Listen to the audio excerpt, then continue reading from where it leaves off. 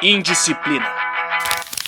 Um bom momento a todas, todos e todes. Bruno Pontes aqui e você tá no Indisciplina, o programa sobre pedagogia libertária e educação popular, aqui pela Rádio Comunitária Cantareira, a 87,5 FM da Brasilândia. Alô, aqui é o educador Valmir de Ângeles e você pode conferir esse programa também na internet, na radiocantareira.org, nos principais agregadores de podcast e no canal do YouTube do Cursinho Livre da Norte. Quer falar com a gente? Basta enviar um e-mail para cursinholivredanorte@gmail.com. Repetindo, cursinholivredanorte, tudo junto, @gmail.com. No programa de hoje, nós trazemos outra proposta. Vamos conversar sobre o que é o Cursinho Livre da Norte, desde quando estamos atuando e como é dar aula, ser professor em um cursinho popular. Então, se vocês acharem muito diferente do nosso padrão aqui, acharem que a gente pode melhorar em alguma coisa, não esqueça de mandar uma mensagem pra gente, seja no e-mail, que o Valmir já falou, ou então seja pelas nossas redes sociais. Dá um toque pra gente, só pra gente conseguir ir melhorando isso aqui pra vocês. Nós somos em 3, na verdade. Também temos o educador Fernando Konezuki, que também faz parte do nosso coletivo. Só que, infelizmente, a gente não tá conseguindo organizar direitinho pra todo mundo gravar junto, então o episódio de hoje ficou só nós dois mesmo. O Cursinho Livre da Norte iniciou em 2017 na Zona Norte de São Paulo. Frente a todas as dificuldades que nós tivemos, estávamos entre uma escola municipal e o Centro Cultural da Juventude, o CCJ. É muito difícil você trabalhar na educação e ainda de uma forma voluntária, porque se esbarra em diversas barreiras burocráticas. No primeiro ano, em 2017, o cursinho era diariamente e tínhamos diversas formas de iniciativa para que esses alunos pudessem frequentar as aulas. Em 2018, o Cursinho Livre da Norte ganhou mais educadores. Dentre esses educadores estávamos eu e o Bruno Pontes. É completamente diferente a didática de um cursinho popular num país onde 36% apenas dos alunos da escola pública ingressam na faculdade, contra uma triste realidade em ver 76% desses mesmos alunos, só que de escolas particulares, com acesso ao ensino superior. O Cursinho Livre da Norte tem essa proposta de oferecer uma educação de qualidade, integral e também com consciência política, com consciência de classe, sem mestres, sem deuses, apenas a essa educação que nós gostaríamos de oferecer. Bruno, como é trabalhar na educação básica pelo Estado e trabalhar na educação popular, anarquista, dentro do cursinho? Algo que eu acho comum entre as duas é justamente essa obrigatoriedade de trabalharmos um determinado conteúdo, né? Que o objetivo do cursinho, mesmo sendo libertário, é dar uma base para que as alunas e alunos consigam fazer o vestibular, mesmo que a gente não concorde com o modelo de vestibular, mas a gente precisa preparar essa galera para conseguir participar disso, né? Para conseguir competir com o pessoal das escolas particulares que consegue pagar um cursinho. Querendo ou não, a gente precisa trabalhar com esse conteúdo, né? Então isso é algo que eu acho que é comum entre as duas coisas. Aí o que eu acho que já entra de diferença é que quando a gente está dando aula para o Estado, por exemplo, nós, na nossa prática, eu também coloco várias práticas libertárias no meio das minhas atividades que eu vou desenvolvendo, né? Não quer dizer que a minha prática lá na escola é diferente da minha prática no cursinho, nesse sentido. Mas o que acaba pesando muito é justamente a organização, né? Então a gente tem a escola que tem muito mais tempo para conseguir trabalhar aqueles determinados conteúdos que somos obrigados a trabalhar ali. E o cursinho, a gente já vai ter uma outra dinâmica completamente diferente, que acho que dá para começar falando pelo espaço, né? Como esse espaço é diferente do espaço da escola. Vai variando, né? Então, por exemplo, nos primeiros anos, o cursinho funcionava principalmente no CCJ, né? Com toda aquela dificuldade que a gente tinha, que era uma sala que ficava num piso inferior, E muitas vezes no sábado você tinha show também, então a gente rivalizava com o show para dar aula dentro de um espaço minúsculo, numa lousa improvisada. E outra coisa que você falou também que é interessante é dessa diferença de estrutura, né, Bruno? Porque dentro do cursinho é uma iniciativa civil e horizontal. Então a gente não tem o coordenador do cursinho, ou superintendente, ou diretor do cursinho. Então essas decisões elas são tomadas frente ao debate, que é a coisa que não acontece na institucionalização das escolas. Tem toda uma diferença na participação, né, das alunas e alunos nesse meio, né, que não é tão presente no ensino público, assim. E é bem diferente, né, nesse sentido, essa voz que a galera tem. Se a gente pensar nesse conceito de educação bancária, né, cunhado pelo Paulo Freire, ele falar de você... e aí também, conversando com outros pensadores, né, como Darcy Ribeiro, a gente pensar numa escola de elite, onde o aluno ele é incentivado à criatividade, à originalidade, a pesquisar, e a gente pensar nas estruturas das escolas públicas, onde é uma reprodução massiva de conhecimentos e também de sucateamento, né? Porque a gente, quando recebe esses alunos e alunas vindos das escolas públicas, porém ele é extremamente defasado se você comparar com um aluno da escola particular, mesmo aquele que tem um desempenho medíocre, para um aluno da escola pública, a diferença de conhecimento dessas disciplinas convencionais que vão permitir o ingresso às universidades, ela é muito grande. E aí eu trago uma outra reflexão aqui para a gente. Existe a LDB, que são as Leis e Diretrizes Básicas do Ensino. Ela é uma lei de 1996 e no seu artigo 1º ela vai tratar a educação como? A educação abrange os processos formativos que se desenvolvem na vida familiar, na convivência humana, no trabalho, nas instituições de ensino e pesquisa, nos movimentos sociais e organizações da sociedade civil e nas manifestações culturais. O cursinho vai se enquadrar dentro do Estado, se a gente pensar de uma forma assim, nessas organizações da sociedade civil. Porém, para preencher uma lacuna que, na minha opinião de educador, é incentivada pelo próprio poder público, deste sucateamento da educação pública. E lembrando justamente aquilo, né, que você mesmo já citou, né, do Darcy Ribeiro, naquela fala dele de que esse problema na educação é um projeto. Sim, é um projeto de poder que está se perpetuando. E outra coisa que a gente tem que falar aqui também, Bruno, é sobre isso de escola cívico-militar. É uma grande falácia, né, porque nem para fazer uma escola militar, esse atual governo ele pode fazer, porque é uma escola que se gasta muito dinheiro, né? Dentro dessa metodologia militar aí, que é coisa que abomino, assim, né? Tem que fazer cívico-militar para quê? Eu acho que o educador e a educadora que está ouvindo a gente vai concordar que você não faz uma graduação para você chegar na sala de aula e o aluno bater continência para você. Se fosse isso, você seria soldado, né? Você estaria no exército. Não ia fazer licenciatura, né? Não ia fazer licenciatura, ainda mais num país como o nosso, né? Onde a gente formado ganha a metade do que outras profissões ganham, né? Inicialmente, como você vê, engenheiro, advogado, médico. Também de uma parcela classista, né? Se a gente pensar assim, realmente... Quem quer ser professor no Brasil hoje? E aí eu te pergunto, Bruno, o que te motivou a ser professor? Na real, eu não sei, eu sempre fui meio puxado pra esse lado da educação, né? Eu sinceramente não lembro de nenhum outro momento que eu quisesse ser outra coisa, sabe? Tem muita coisa, tipo, desde programa de TV, sabe? Desde... eu não sei, você deve conhecer, tipo, o Mundo de Beakman. Sim, sim. Então, tipo, sempre... Entregando a idade, né? Entregando total, assim, né?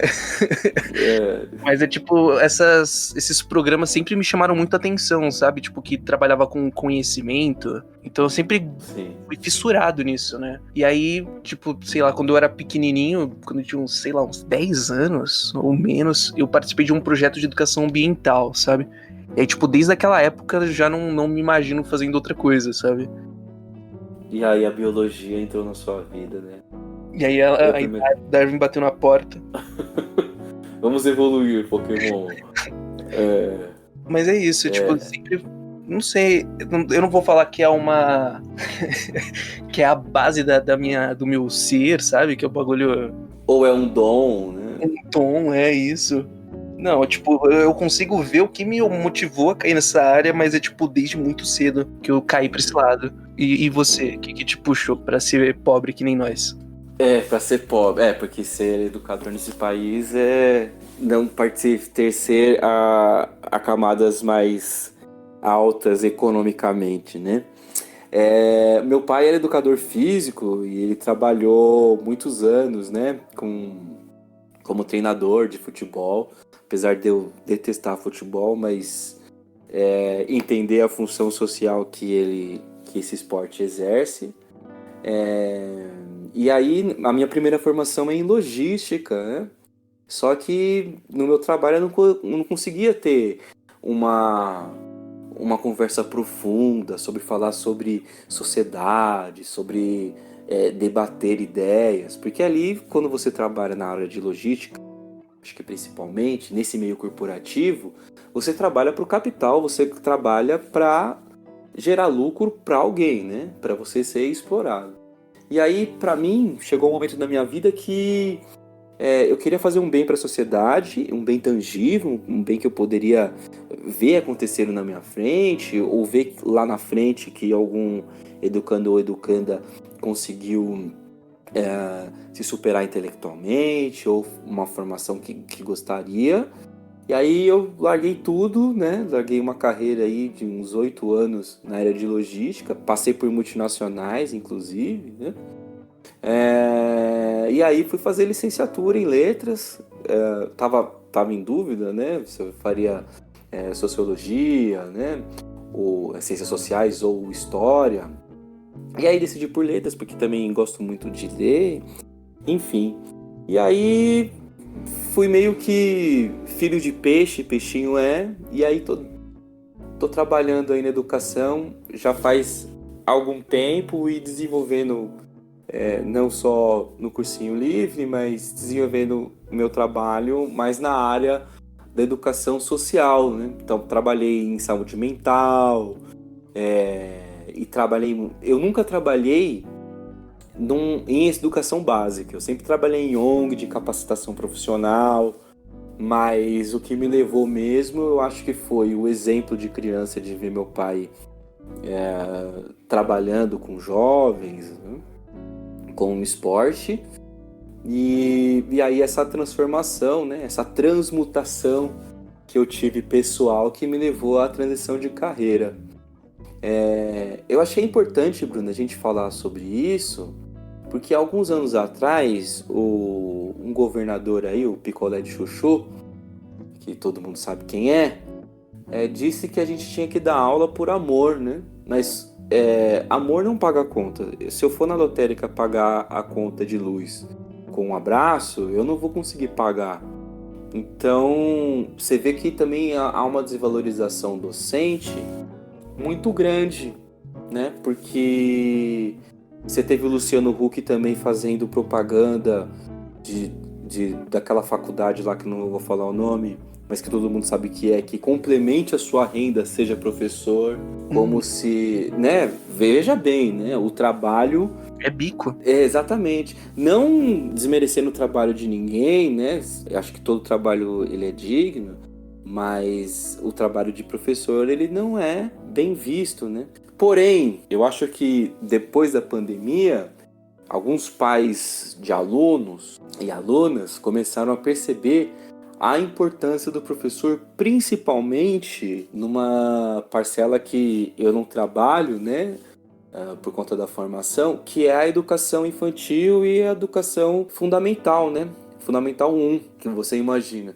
Você não vai só para criança, leva a criança na escola para ela ser alfabetizada. Você tem vários outros aspectos que são trabalhados, né? A socialização da criança, a familiaridade que ela vai ter com o coleguinha, que ela vai ter com até o espaço da escola, o contato com a cultura do país que ela faz parte. E aí isso conversa também com uma discussão que teve um tempo atrás do homeschooling, né? Que é aquela educação em casa, onde o pai ensinaria a criança o currículo. Porém, esses pais descobriram que educação, a pedagogia, ela realmente é uma área do saber e ela é muito importante. Porque você ficar com uma criança em casa, né, de imagina 7, 8 anos, sem ela ter habilidade, sem ela ter um cronograma de estudo, sem ela ter essa socialização com outras crianças, que cidadão que você está formando? E também mostrou muito bem como não é nada fácil, né? Direto a gente, tipo, recebe, pelo menos no começo foi bem mais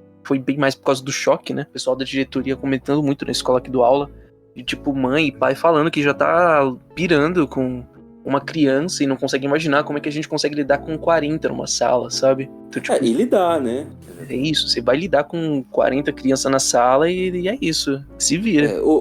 Tem uma passagem também, né, uma frase do professor Leandro Carnal que ele fala que você está preparado para tudo se você encara um sexto ano na sexta-feira no final da tarde, né? Se você consegue encarar uma sala dessa nesse horário, você está preparado realmente para tudo, né? Que são situações bem punks, assim, que o pessoal acha que, sei lá, parece que é brincadeira, né? Porque criança, né? Pô, você chega lá, brinca com as criancinhas. Então acha que a educação é tipo, que nem você falou, da educação bancária, né? Que é tipo, o professor chega lá, as 40 crianças do sexto ano, depois da educação física, vão sentar quietinhos e vão ouvir você narrando o conteúdo, né? Não vão. E, Bruno, eu acho engraçado que se cria uma narrativa da docência, que é o pessoal que ganha dinheiro fácil, né? Que na pandemia foi por terra isso. E quando chega na adolescência, que é um período de desenvolvimento do humano mais complicado, você tem vários jovens que são bombas hormonais, que passam por diversos problemas. Muitos deles acham que já são autossuficientes, que são adultos e que darão conta de todas as consequências das suas atitudes, e aí quando algum se desvia, algum faz alguma coisa que não seja legal, eles querem dar porrada nesse adolescente, né? Sem saber, e às vezes é uma coisa mínima, e sem saber no que motivou aquele adolescente aquilo, desconsiderando o trabalho desses docentes, que tentam resgatar esses adolescentes que porventura estejam passando por algum tipo de necessidade. E aí vem aquele discurso simplista do mete a escola militar, prende o moleque, né? Como se isso fosse adiantar alguma coisa, como se isso fosse fazer esse menino ou essa menina mudar a sua posição com opressão, com repressão, sem entender o real problema dele. Então, mais uma provocação aqui, né, Bruno? Quantos educandos ou educandas foram prejudicados pela questão desta ligação que existe entre o educador e a matéria que ele leciona? Você já passou por algum episódio desse? Por exemplo, eu não gostava de tal matéria, mas aí você descobre que você não gostava de tal matéria por conta do professor. Eu nunca gostei de geografia, sabe? E, tipo, na maior parte do tempo é mais pela forma como ela foi trabalhada comigo do que por qualquer outra coisa, sabe? E agora mesmo eu tô com o plano de tentar fazer uma graduação, uma licenciatura em geografia, justamente. A gente aprende fora da escola que a matéria é interessante. Sim. Eu tive, no meu caso, eu tive um contato com a química, assim, né?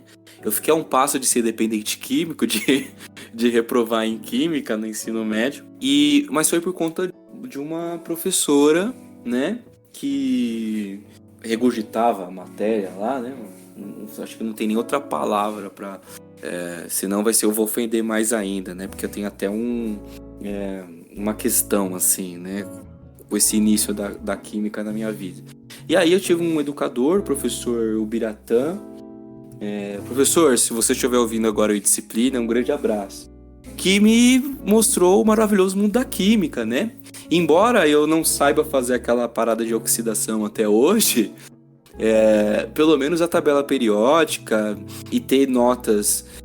Eu acho que a questão não foi nem as notas que eu tive em química que melhoraram muito, mas o entendimento de como que a química era importante naquela época, dessa transição, né? Essa passagem para o vestibular, mas como ela é importante na aplicabilidade da vida mesmo, né? Você tem que saber química, não tem como, né? Tudo é química. tudo é química. E foi isso que ele me disse, assim, na primeira aula, olha, tudo é química, não tem essa, esse remédio vai muita química. Não, tudo é química. E às vezes simples frases de efeito fazem toda a diferença, né? E eu tô falando isso, na verdade, né, porque isso vai conversar diretamente com a nossa prática dentro do cursinho, né? Porque o que a gente fala lá, além da matéria, e eu, por exemplo, utilizo outros textos dentre as matérias que eu leciono lá, que no meu caso é gramática, mas utilizando textos de autores que permitam uma reflexão realmente, né? Que não seja só aquela matéria que você vai decorar, sei lá, uma oração subordinada, mas sim temas que vão trazer a reflexão para você e que você possa aplicar na vida. Então, com toda essa dificuldade que a gente tem, às vezes, de transmitir esses conhecimentos para que eles façam sentido cotidiano desses alunos e essas alunas, fica muito mais difícil trabalhar com educação popular. E aí, somado à dificuldade que a gente tem de conseguir espaços, e geralmente pleiteando espaços públicos, né, espaços de educação para a gente oferecer as nossas aulas, fica muito mais difícil para a educação popular, e uma educação popular de qualidade, da gente ampliar mais o nosso alcance. O que você acha, Bruno, nessa experiência que você tem aí, que a gente de cursinhos livres, né, de cursinhos populares, poderia fazer frente a todo o aparato, todo o aparelhamento da propaganda, justamente contra a educação? O que a gente poderia fazer para alcançar mais gente? Que nem a gente já tá falando aqui até agora, né? O nosso trampo numa educação libertária, ele é muito mais trabalhoso do que um trampo numa educação bancária, né? Numa educação mais quadradinha. Então, tipo, todo esse problema de contextualização que a gente tá falando aqui, a gente tem que ter esse trabalho a mais, né? A gente não chega lá e, tipo, fala que é porque é, bicho. Decora aí e vai fazer o vestibular. A gente tenta trazer esse contexto histórico pra eles, tenta trazer esse contexto social. E isso, tipo, dificulta muito. Então eu acho que, tipo, a única forma que eu consigo ver de aumentar o nosso alcance, assim, é justamente com mais professoras e professores que topem ajudar, que criem novos cursinhos livres ou outras formas de educação popular diferente. Só assim, sabe? Com mais galera querendo ajudar. Porque mesmo com, sei lá, internet, com essas coisas que tipo, ajudam, mas não vejo que tenha um caminho fácil, sabe? E eu acho que é importante dizer também que para ser educador dentro de um cursinho popular, você não precisa necessariamente ser formado em uma licenciatura, né? Você pode ter bastante conhecimento de uma área que você possa aplicar, porém com os princípios da educação popular, da educação libertária. Acho até pensando, tipo, que todo cursinho livre, pelo menos todo que eu tive contato, tá preocupado na formação docente, né? Então, mesmo que você que tá ouvindo não tenha uma licenciatura, mas tenha interesse de participar de alguma coisa assim, você pode colar e você vai aprender muito colando nesses cursinhos, né? Tanto pela prática em si, quanto pela própria formação docente, né?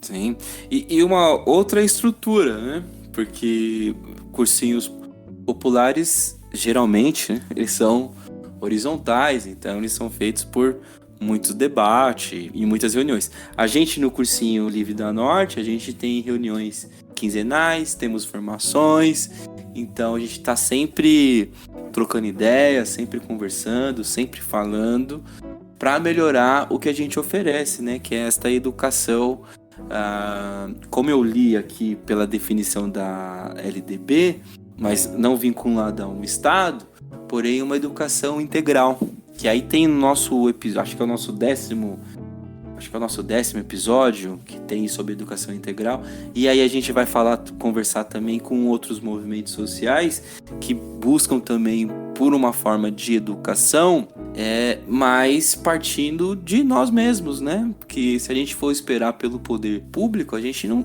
tem acesso. Nós que somos classe média baixa, né?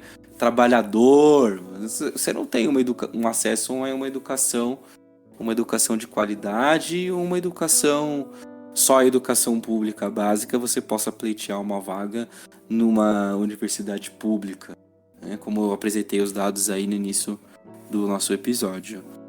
E no próximo bloco a gente vai conversar um pouquinho mais sobre as nossas experiências dando aula no próprio cursinho livre e como a gente entende que isso é positivo para a sociedade como um todo. O Indisciplina volta já!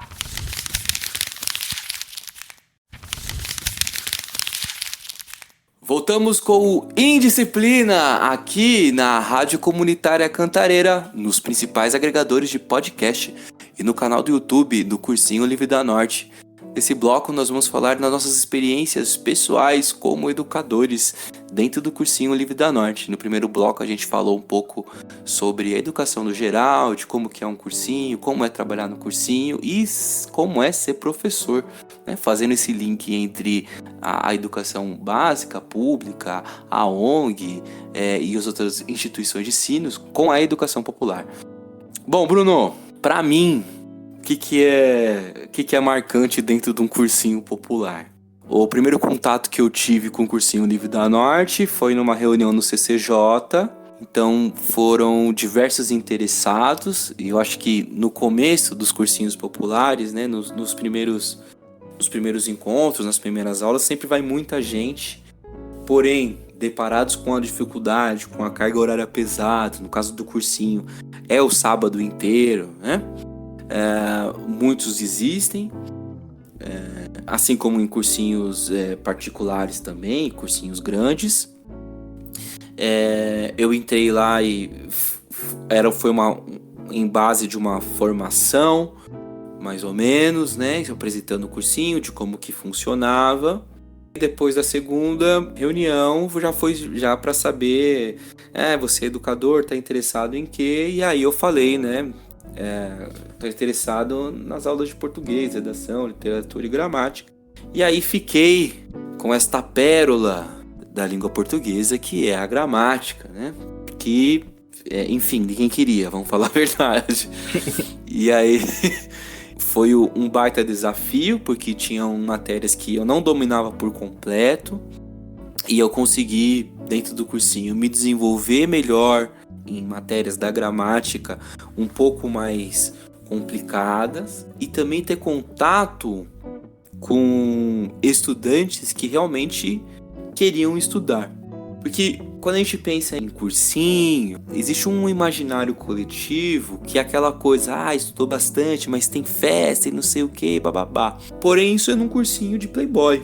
Em um cursinho popular, muitos desses jovens que acessam esse tipo de iniciativa, ele vai lá porque ele realmente quer estudar. O perfil desse jovem é que ele vê uma oportunidade dentro da situação que ele se encontra, onde se oferece um ensino, né, de qualidade com pessoas que estão realmente focadas em oferecer essa oportunidade para esse jovem e que você vai ter que trabalhar com ele, que muitas vezes vem completamente defasado do ensino público. Então você vê jovens que estão no terceiro ano do ensino médio e que nem as 10 classes gramaticais eles dominam bem. Jovens que não sabem a situação gráfica, jovens que não sabem pontuação, isso no caso da gramática. E fazer com que essa matéria, que é técnica, né, converse também com a realidade deles. Então, a experiência que eu tive no meu primeiro ano, em 2018, foi fazer com que a gramática virasse, na verdade, um grande jogo, né? Um jogo de bingo, uma tabela, onde eu pudesse apresentar todas aquelas terminologias, da morfologia à sintaxe, eu pudesse apresentar para eles de uma forma que eles pudessem entender, mesmo com tanta defasagem. E o que foi muito gratificante para mim é que muitos deles, em 2, 3 aulas, já tinham recuperado muito tempo de ensino que, na verdade, foi... Às vezes ele viu alguma coisa daquele assunto e aí depois eu apresentei, fizemos exercícios e aí ele se interessa mais e aí ele consegue desenvolver melhor as matérias. Trabalhar em cursinho também requer pro educador para educadora, um esforço muito grande, porque você imagina que você tem... No meu caso, as minhas aulas eram das 10 ao meio-dia, e as minhas aulas eram todos os sábados. Inicialmente era quinzenalmente, e aí mais pro final eram todos os sábados.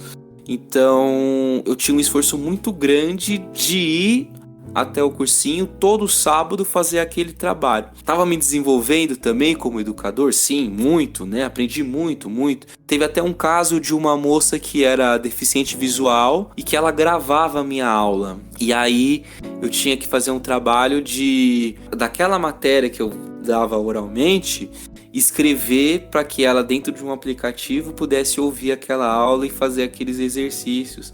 Enfim, então são diversas realidades que a gente tem dentro do cursinho popular. Eu acho que a única coisa assim que me senti desconfortável mesmo foi numa ocasião que uma pessoa que conheceu o cursinho, não sei de que forma, foi defender a militarização das escolas, foi defender uma pauta ultraconservadora dentro de um cursinho livre, e eu não sei o que ele estava fazendo lá, né? Inclusive, querendo debater um assunto no qual ele não conhecia. Estávamos discutindo sobre pronome relativo, enfim, que é um assunto que requer um pouco mais de atenção na gramática. E aí isso me deixou um pouco chocado de como assim, se a gente está mirando em jovens que dentro de uma metodologia libertária, né, dentro dessa reflexão, a gente atrai pessoas que não tem nada a ver com a nossa proposta, né? Então esse dia eu achei um pouco estranho. Mas no mais, trabalhar no cursinho é sempre aquela recompensa imediata, né? Então você prepara aquela aula, você vai para discutir, você trabalha, você fala sobre a vida cotidiana, vê onde você pode aplicar aquilo, explica por que precisa saber daquilo, mas não só para passar no vestibular, né? No caso da gramática. Mas se você, sei lá, se você passa e vai ser advogado, se você não souber a gramática, se você não souber sobre variação linguística, não souber como falar, onde falar, por que falar, acho que são todos sistemas que também dizem muito, né? Que conversam muito com a gramática, com a semântica, com a estilística. Trabalhar todos esses assuntos da área da língua portuguesa e trazer para a vivência, pro cotidiano dessa aluna, e aí sim você vai ter a construção de um conhecimento sólido. Mas, de novo, essa construção ela é uma construção feita coletivamente, ela é uma construção feita através de reflexão, através de exercício, de lousa mesmo, né, de conversa. Então, trabalhar em um cursinho, aí a gente tem que usar o verbo correto, né? Este trabalhar dentro de um cursinho popular, dentro de um cursinho libertário, requer muito mais trabalho, como você disse no primeiro bloco, mas também é muito gratificante e é uma forma da gente também tirar um pouco desta responsabilidade que a gente vai pôr no outro, que vai pôr no governante, que vai pôr dentro da falácia da democracia representativa e chamar isso um pouco pra gente também, porque a gente também tem que fazer um papel de renovação dentro da sociedade. Eu acho que o papel do educador dentro de um cursinho libertário e o papel das pessoas, acho que todo mundo deveria fazer um serviço voluntário para ver o bem da sociedade realmente, né? Então, que sociedade que eu quero, mas o que eu faço para isso? Então, trazer essa reflexão também sobre o que foi trabalhar e o que é estar trabalhando dentro de um cursinho popular, e também falando que a gente também está trabalhando, mesmo em pandemia, discutindo como é que a gente vai voltar, né, depois que a vacina for liberada aí, e como é que a gente vai trabalhar lá em 2021 e de como que a gente está conversando, na verdade, para ver se a gente vai para uma iniciativa online. Enfim, é muito trabalho e essa é a experiência que eu tive dentro do Cursinho Livre da Norte. E você, Bruno? Eu entrei também no mesmo ano, né? Eu entrei em 2018 também. E eu tava fazendo licenciatura ainda, se eu não me engano. Não tinha me formado, mas já tinha certo contato com a sala de aula também, mas tipo, não muito. E aí acho que uma das principais coisas, né, que a gente pode falar, eu acho que é isso, né, que você já estava até falando, né, dessa própria formação pessoal, porque a gente aprende muita coisa ali. Então a gente aprende Eu não lembro quem é que fala. Enfim, tem uma galera que fala muito sobre que a melhor forma de aprender é tentar ensinar isso para outras pessoas. É o método Feynman, né? O Feynman, e saber que era físico, não lembrava o nome.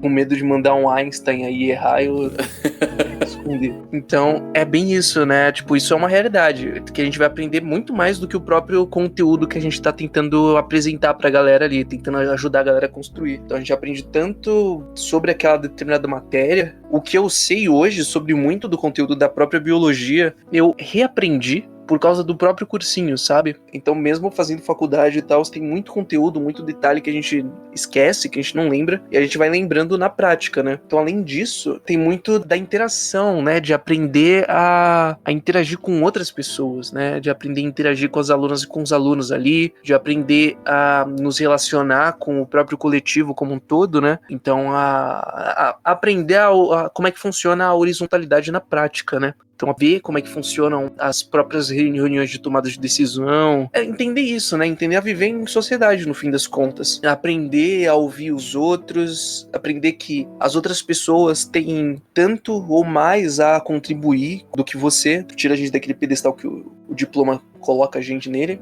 e coloca a gente no chão de novo, né? Pra entender que, tipo, o próprio Paulo Freire vai falar, né? Dos conhecimentos diferentes, que são conhecimentos tão válidos quanto. A gente começa a aprender isso na prática mesmo. Então, tanto nas reuniões, quanto na própria sala de aula, né? Como o ambiente ele já é mais próximo, né? Porque nesses anos, pelo menos, a gente não teve tantos alunos assim, tantos alunos e alunas, tipo, em comparação com a sala do estado completamente lotada, né? Então, tanto pelo próprio espaço, que a gente não tinha um espaço... Até agora, a gente não teve espaço tão grande assim, né?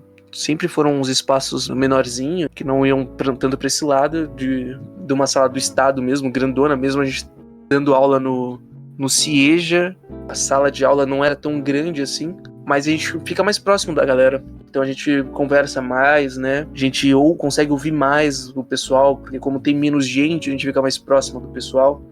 E que, no fim, é isso, né? Que esse seria, pelo menos na minha visão, esse seria um ambiente ideal para acontecer educação mesmo. Em comparação com o Estado, né? Que a gente vai ter 30 e tantos, 40 crianças na sala de aula, a gente não tem tempo e não tem condição para conseguir ouvir todo mundo, né? Para conseguir tirar todas as dúvidas, para conseguir acompanhar melhor aquela construção de conhecimento.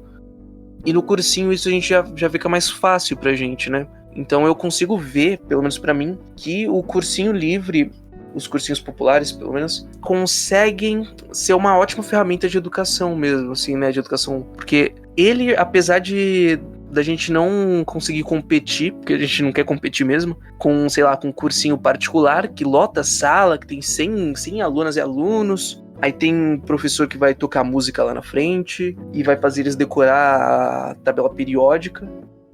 A gente não consegue abraçar o mesmo tanto de pessoas ali. Mas ainda assim a gente consegue, eu acredito, pelo menos eu vejo, que a gente consegue construir muito melhor o conhecimento com o pessoal, né?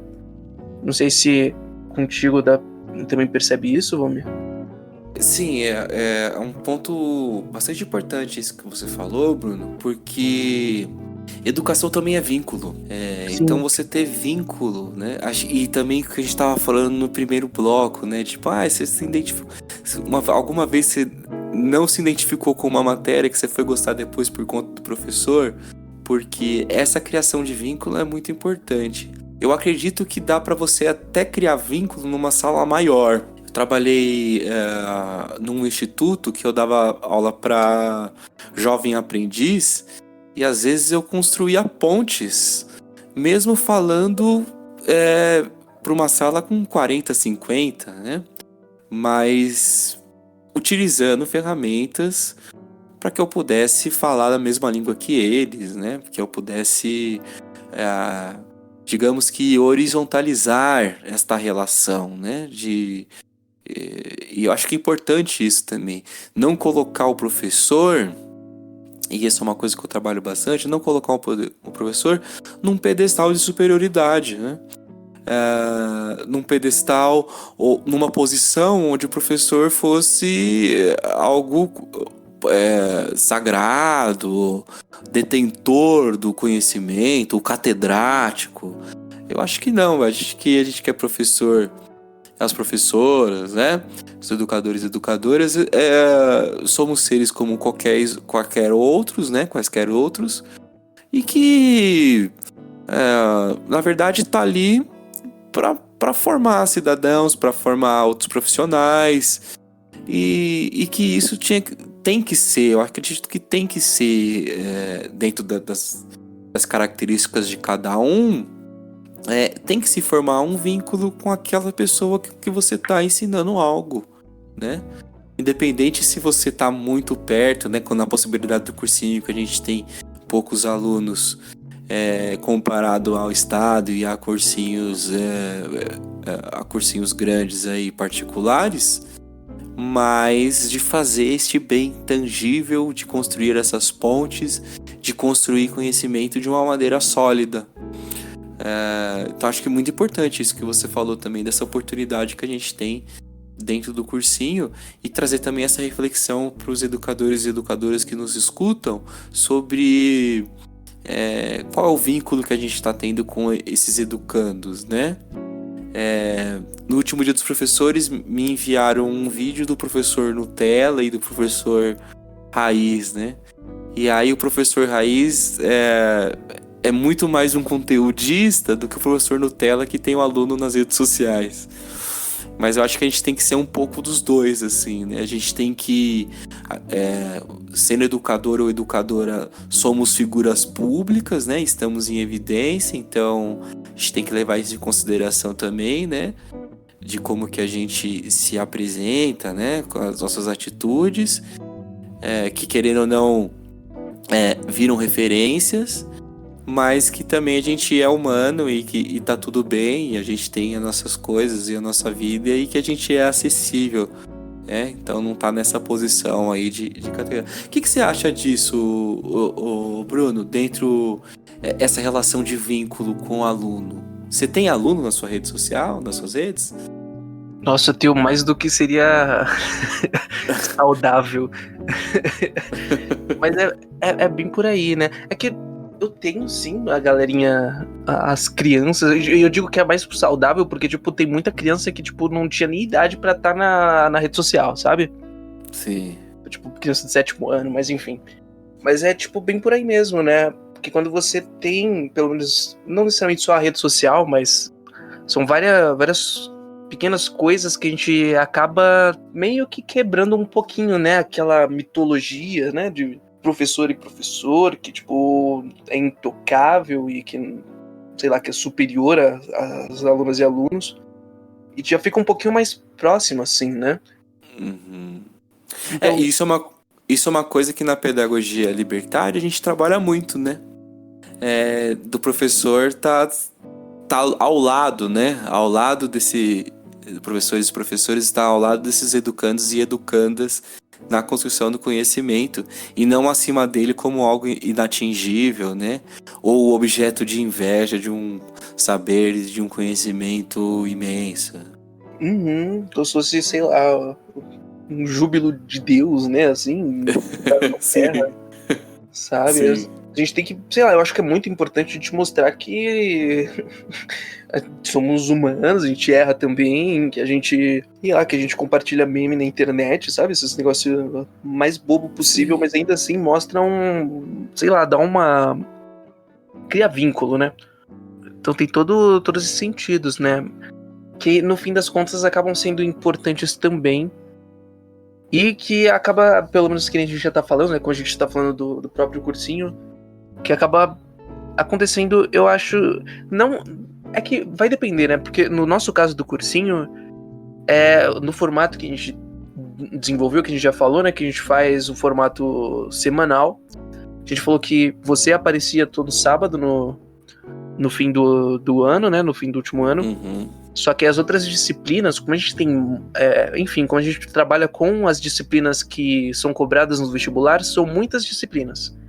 Então acaba que a gente não tem tempo para trabalhar todas elas no sábado, sabe? Num dia só. Então a gente acabava dividindo com algumas matérias aparecendo a cada 2 semanas. Então, se é biologia, né, no meu caso, a gente aparecia semana sim, semana não. Então, isso, para mim, foi algo que acabou dificultando um pouquinho justamente essa criação de vínculos, sabe? E, tipo, a gente precisa ponderar pra ver esse tipo de coisa, né? Porque no primeiro ano, que a gente não participou, mas a galera falava que rolava isso, né? Tinha a semana inteira. E aí o pessoal, a cada dia, tinha 2 matérias, se eu não me engano, né? Sim. E aí o pessoal, tipo, toda semana via o pessoal, via as alunas e alunos. E no nosso caso a gente não consegue fazer isso, né? Então a gente não... O pessoal optou por ir pro fim de semana, porque muita gente não tem dinheiro pra pagar a condução pra chegar lá, sabe? Todos os dias. Então o nosso formato foi pra esse lado, pra tentar abraçar meio que a demanda da galera, né? E no fim das contas a gente acabou perdendo um pouquinho nisso, né? Porque acaba que a gente não consegue, tanto por essa demanda, quanto até pelo próprio formato do vestibular como um todo, a gente não consegue criar esse vínculo tão bem assim quanto poderia ser criado se a gente aparecesse toda semana por lá. Mas a gente é obrigado a fazer, porque ou faz isso ou a gente não consegue ter todas as disciplinas. E aí a gente vai prejudicar o pessoal, que é o que a gente não quer fazer. Sim. E outras disciplinas também que a gente tem, né, no cursinho, né? Como política, né? A gente tem a matéria de política também que a gente não vai ter em cursinhos convencionais, que é muito importante, né? E história também, né? O modo como é apresentada a história, a geografia, enfim. E de como que a gente vai trabalhar essa metodologia. Exatamente. E aí vai entrar, que a gente já até conversou em outros episódios, né, sobre a pedagogia libertária, como que ela funciona, né, que a gente preza não o conteúdo, né, não só o conteúdo, a gente tenta tanto os vínculos quanto tentar apresentar alguns outros formatos de apresentar o próprio conteúdo, de não ser conteudista, de construir isso com o pessoal, que são outras coisas que a gente já falou em alguns outros episódios também, né? E esse foi o Indisciplina, aqui na Rádio Comunitária Cantareira 87,5 da Brasilândia. Hoje, um pouco diferente. Eu, Valmir De Angelis e o Bruno Pontes conversando sobre o que é o cursinho popular, o que é o cursinho Livre da Norte e o que é ser educador dentro de um cursinho popular, compartilhando um pouco das nossas experiências. Bruno, muito obrigado. Tem um recado aí para os nossos ouvintes? Brigadão, Valmir. Só o mesmo do começo, né? Pedir pra vocês um retorno do que vocês acharam desse formato que a gente fez aqui agora, que ajuda muito a gente a melhorar pros próximos episódios. Mas, no geral, acho que é isso. E aí, qualquer coisa, tamo por aí. Então, sempre pode procurar a gente no Twitter, no Instagram, no Facebook, que a gente tá por aqui sempre. Quais são as nossas redes, Bruno? Facebook é... Cursinho Livre da Norte. Pesquisando lá, você cai direto na nossa página. E o Twitter? Twitter é CLNorte. E o nosso e-mail? E nosso e-mail é cursinholivredanorte@gmail.com. Esse foi o Indisciplina. Até semana que vem. Até semana que vem, gente.